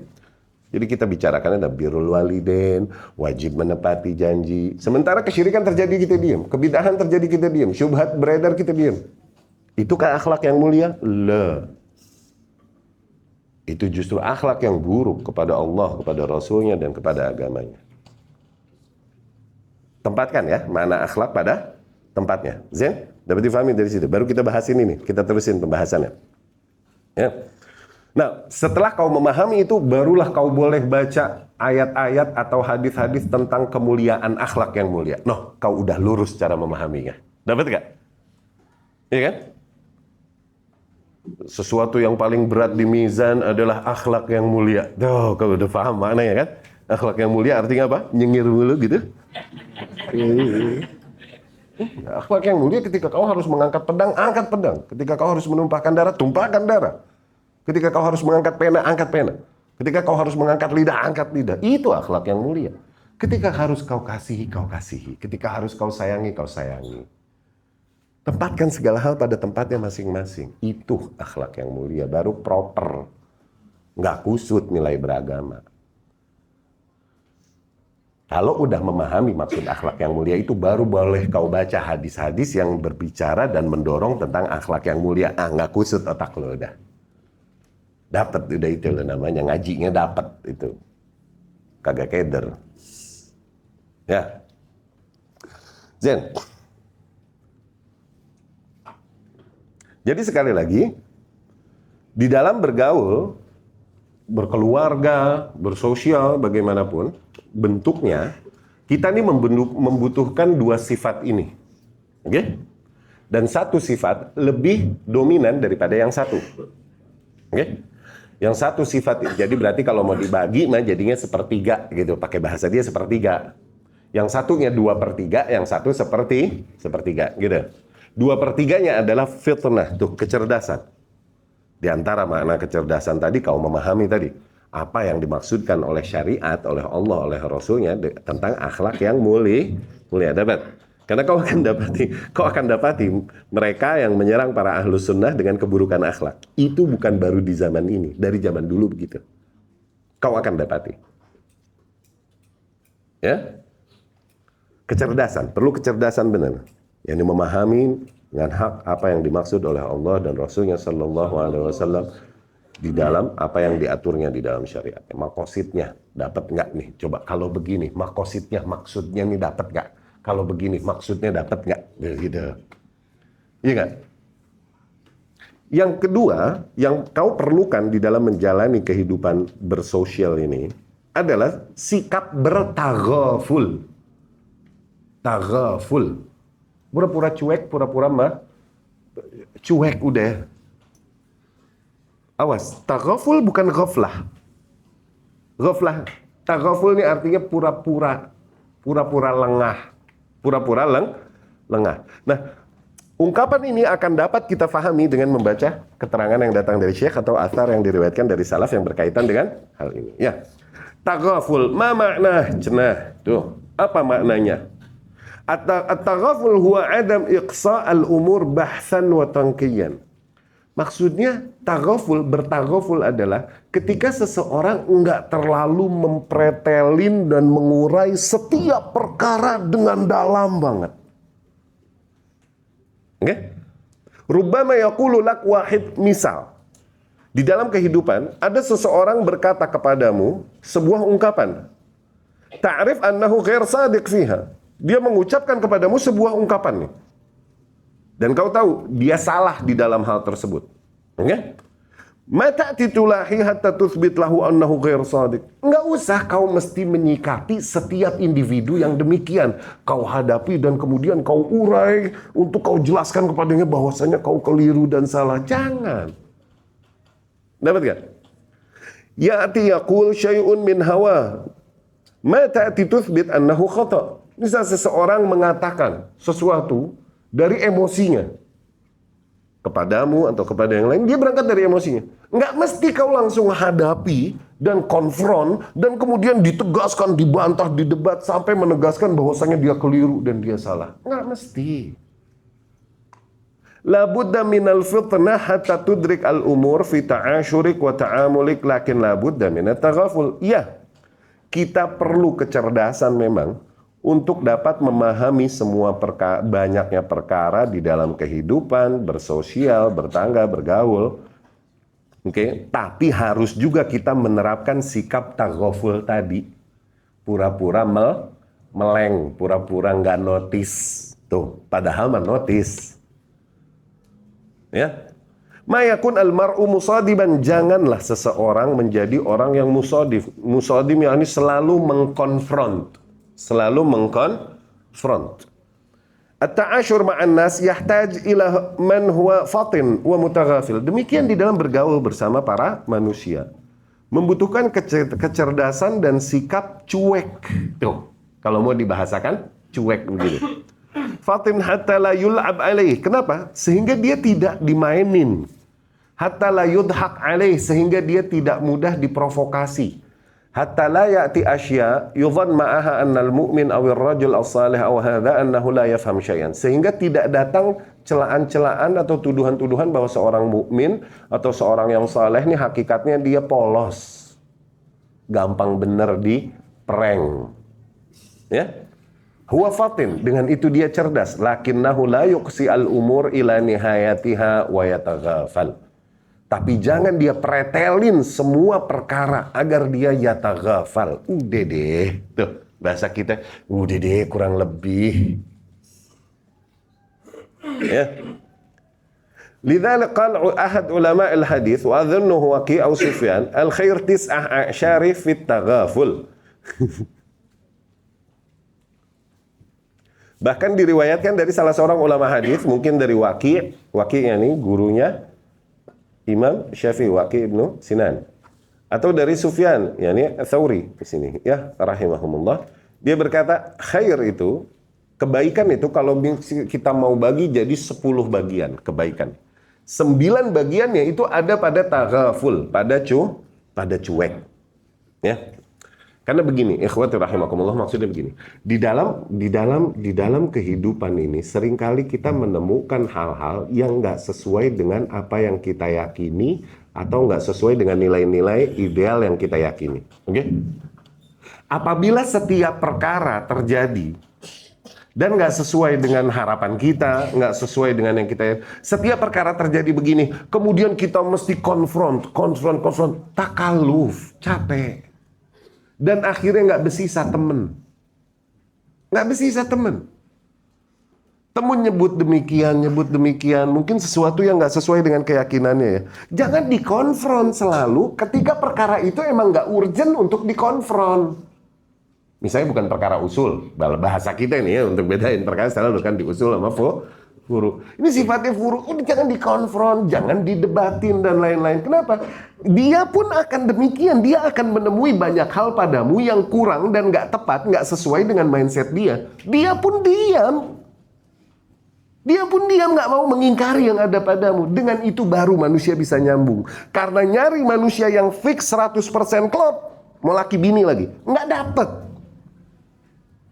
Mesti ada beda-bedanya. Nah, di situ pintar-pintarnya kita, mana perkara-perkara yang kita bodoh amatin, cuekin.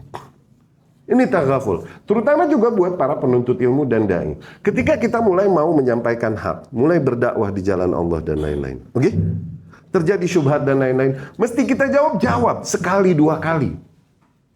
Tapi kau akan temui para ahli syubhat terus mendatangkan jawaban dan bantahan bagimu. Apabila setiap datang jawaban dan bantahan, kemudian kau layanin. Itu silu bahlul. Kita adalah kaum yang berjalan di atas satu jalan. Ini udah program kita, juklak kita dari Allah, dari Rasul sallallahu alaihi wasallam. Targetnya ono. Oke? Kalau setiap OTW ada orang yang ngebantah dan ngomong di kanan kiri, kita layanin. Kapan mau nyampe? Maksud kita adalah nyampe. Dapat gak maksudnya? Di dalam kehidupan sehari-hari, di dalam pergaulan kantor, di dalam kehidupan rumah tangga, di dalam kehidupan berumah tangga, atau berkawan dan lain-lain, kau akan temui hal-hal yang gak sesuai dengan mindsetmu. Oke? Ditimbanglah apakah itu perkara yang urgent untuk kau konfront dan kau bantahin dan kau debatin. Ditimbang, itu ditimbang. Nggak usah semua perkara kau konfront dan kau debat. Apalagi dilihat urgensinya dia. Ini kesimpulannya keliru nih, beda nih dengan yang aku yakini. Tapi dia nih kenapa begini? Ada backgroundnya nih, kita paham nih back itu. Apalagi ada pertimbangan begitu tuh. Oke? Apalagi perkara furu.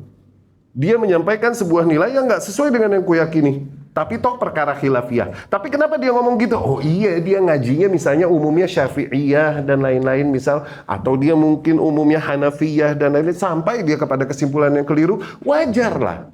Nggak mesti kau membantahnya langsung. Di setiap perkara yang kau berbeda pendapat dengannya. Sehingga akhirnya kau merusak kehidupan sosialmu. Habis. Ada beberapa perkara yang kita perlu cuekin deh udah. Tapi bukan berarti sama pegawai nih, oke? Sama pegawai ini buat bos, buat pemimpin di level apapun, suami yang memimpin rumah tangga, bos yang memimpin kantor, oke? Yang punya posisi leading, bahasa kita nih, sama pegawai itu jangan lu pelototin begini, tapi jangan juga tutup mata begini, lu begini nih, dapat? Lu begini, itu kata Arab dulu, lu begini. Dibegituin mulu habis, nggak ada yang mau kerja sama lu Jal. Ditutup mulu, dimakan fulus lu. Demikian sama istri. Kalau setiap hal yang kita lihat padanya keliru, di setiap kali keliru kita langsung bantah, setiap kali keliru kita capek. Ada beberapa hal ya sudah diamin dulu. Dan lelaki yang cerdas demikian. Lelaki yang ngumpulin, oh iya. Awas, buat para wanita, lelaki diem iya bukan berarti nggak ngumpulin pelor. Hati-hati, jangan sampai hidupmu tenang. Laki-laki diem iya nggak ngomel ketika kau melakukan sesuatu, itu bukan berarti bahlul tuh laki. Enggak, dia lagi ngumpulin tuh. Diingat loh kejadian-kejadian dulu. Itu lelaki yang akil, yang berakal. Ane lagi nggak ngomongin laki-laki yang berkata kepada istrinya sami'na wa ta'na. Ane nggak lagi ngomongin syarrur rijal, nggak ngomongin seburuk-buruknya lelaki. Yang kata Arab syarrur rijali man tu'addibuhul mar'ah. Seburuk-buruknya lelaki adalah yang dididik, diatur sama istrinya. Abang, ini jajan abang hari ini. Ya, jajannya diatur bininya. Nggak lagi ngomongin yang kayak gitu. Ya. Wah, langsung di WhatsApp ininya itu pada.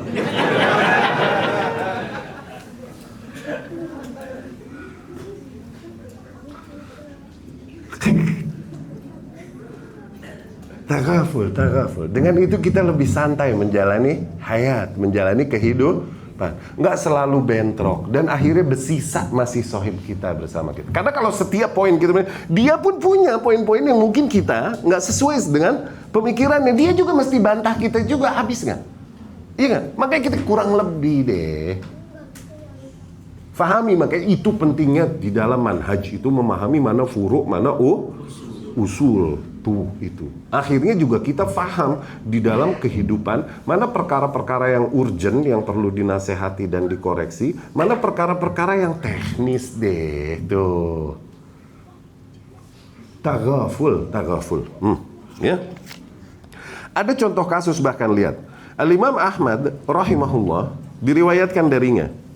Suatu hari ada min a'immatil hadis. Ada min a'immah atau seorang imam atau perawi hadis marid, lagi sakit. Disampaikan kepada imam ini, Imam, sakit no, udah rada lamaan, kita jenguknya. Begitu Imam Ahmad Ibnu Hanbal rahimahullah diajak menjenguknya.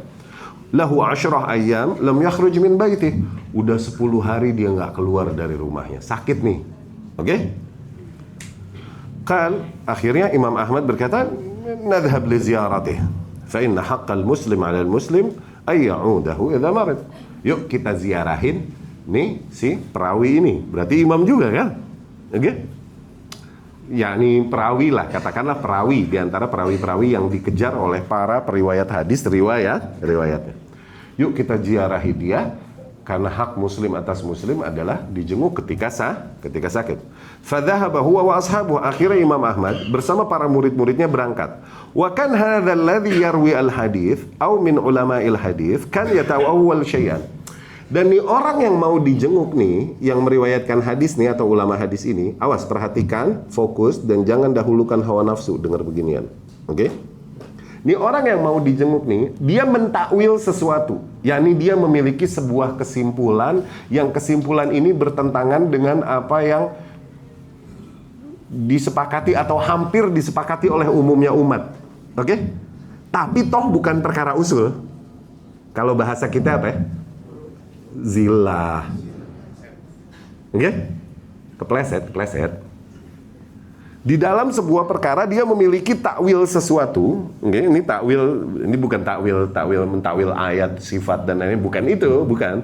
Yakni memahami ayat-ayat dan hadis-hadis ke arah yang berbeda dengan umumnya kaum muslimin memahaminya. Oke? La yushtarat fil alim au fil rawi au ghairih ay yakuna kamilan, karena nggak disyaratkan memang untuk seorang alim, seorang perawi atau siapapun, tidak disyaratkan ke atas mereka mesti sempurna, tidak. Rubbama lahu ta'wil, bisa jadi dia memiliki kesimpulan-kesimpulan fi masail min masailil ilm, di dalam beberapa permasalahan keilmuan, yara hakadha wa la yuwafiquhu alaihi ghairuh. Dia berpendapat mungkin demikian, sementara orang-orang yang lain tidak bersepakat, tidak menyepakatinya, itu wajar. Tidak menjadi syarat seorang perawi, seorang sahabat kita, dia mesti sempurna, nggak mesti. Kata kita salah, pendapat dia. Oke? Awas, bedain mana usul mana furu ya. Kalau orang salahnya di usul, takwilnya di usul, salah. Oke? Dia nggak boleh jengukin dia, Imam Ahmad. Beda kaidah udah itu mah ya. Ini masih dijenguk berarti. Nah, dapat ya? Wah, pinter udah ngaji di Al-Aslan Rahmi Hatam LC Sancitanala. Saja lijal. Cerah raya Bintaro. Fakannahu ta'wil fi ba'dil masyrubat. Nih orang perawi yang disebut nih, dia punya kesimpulan-kesimpulan di dalam kasus minuman-minuman. Umumnya orang ngeharamin, dia nggak ngeharamin. Tuh, dapat nggak kemana arahnya? Usul apa furu? Nah, yang lain berpendapat itu haram, memabukkan. Dia nggak berpendapat demikian. Dan ini tuh, kalau gue bilang wajar, ntar lu beli lagi. Di zaman dulu, ente tahu Imam Yahya bin Ma'in, Imam Jarh wa Ta'dil, itu dia sampai bilang, alim tu unasan thiqat yashrabuna al-khamr. Aku tahu manusia-manusia yang fiqh tuh diterima hadisnya, tapi mereka minum khamr. Cuman serba salah nggak sih ngajarin yang nggak diajarin salah, diajarin salah, ngerti nggak? Buat yang advance nih, siap denger gini. Buat yang beginners, denger gini. Iya kan? Kalau nggak? Cuman kalau nggak disampai-sampein yang advance, nggak maju-maju. Iya kan? Serba salah nggak akhirnya ngajar? Apalagi udah direkam dan kemudian diupload. Mau awam, mau apa bisa lihat. Imam Yahya bin Ma'in bilang gitu, alim tu unas fiqh, aku tahu para manusia fiqh tuh hadisnya diterima. Dan mereka minum haram tuh, tang gue, haram, salah tuh dia pada, ya. Nah, tapi ala kulli hal Imam Ahmad nih ada seorang perawi demikian. Dia punya kesimpulan masalah minuman beda dengan umumnya orang. Dia masih menghalalkan itu sementara yang lain mengharamkannya. Dapat ya? Oke. Mimma lam yajma' al-ulama ala hirmati. Mungkin minuman-minuman tertentu yang belum para ulama menyepakati keharamannya, kata Syekh Saleh Al-Syekh, gitu ya. Awas, jangan mikir yang enggak. Fadakhala al-imam Ahmad li ziyarati. Mulailah Imam Ahmad datang masuk ke rumahnya menziarahinya. Falamma dakhal wajad ba'd hadhihi al-ashribah wa huwa ya'rif madhhabahu fi syarab. Ketika Imam Ahmad masuk ke rumahnya, dia menemukan tuh botol-botol minuman tersebut. Oke? Masih berisi. Dan Imam Ahmad tahu madhab dia di dalam kasus urusan minuman begini. Oke? Wajada ba'd hadhihi al-ashribah fi makan fajalasa wa ja'alaha khalfa. Akhirnya Imam Ahmad pun pura-pura nggak tahu, dia duduk membelakangi botol itu. Tuh, dapat nggak taghaful? Nah, jalas al-Imam Ahmad li ziyaratil marid wa ja'ala tilka al-ashribah khalfah. Dia duduk di rumahnya dan dia belakangin tuh minuman-minuman yang diyakini haramnya.